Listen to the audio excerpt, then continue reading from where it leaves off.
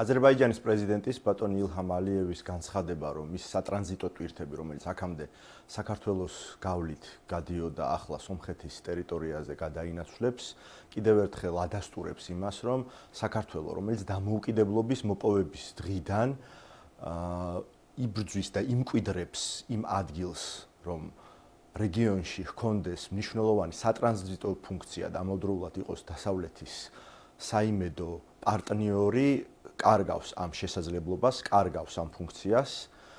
ბუნებრივია ცვალებად საგარეო გეოპოლიტიკურ გარემოში, როდესაც ყველა ქვეყანა ძალიან ლეგიტიმურად ცდილობს თავისი საკუთარი ინტერესების საუკეთესოდ დაცვას, სომხეთმა და აზერბაიჯანმა ევროკავშირის და ამერიკის შეერთებული შტატების მხარდაჭერით მოახერხეს მიუხედავად მათი წარსული ურთიერთობისა ამ მნიშვნელოვანი შეთანხმების მიღწევა.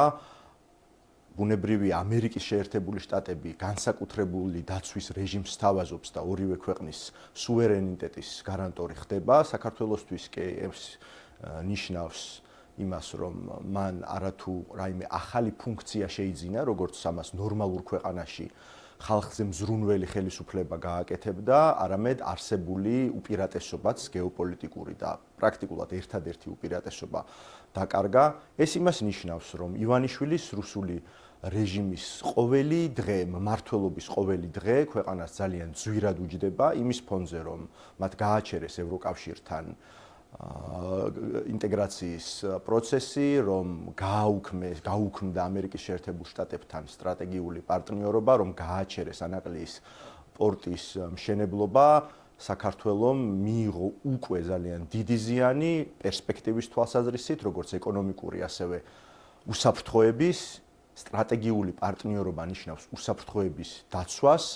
ამაზე ჩვენს მეზობელ ქვეყნებში უკვე პასუხისმგებელი ხდება ამერიკის შეერთებული შტატები, ხოლო ამ ყველაფრის გათვალისწინებით საქართველო რჩება რეალურად უკვე იმ რეალობის წინაშე, რომ გახდეს ბუფერული ზონა რუსეთსა და ნატოს წევრ ქვეყნებს შორის, რომელსაც არც ეკონომიკური პერსპექტივა აქვს და არც უსაფრთხოების გარანტიები. ამას ცდილობს რუსეთი დიდი ხანია საქართველოში და სამწუხაროდ ამ მავნებლური მოღალატური პოლიტიკის შედეგად, რომელსაც ატარებს ივანიშვილის რეჟიმი, საქართველოში ეს რეალობად იქცა.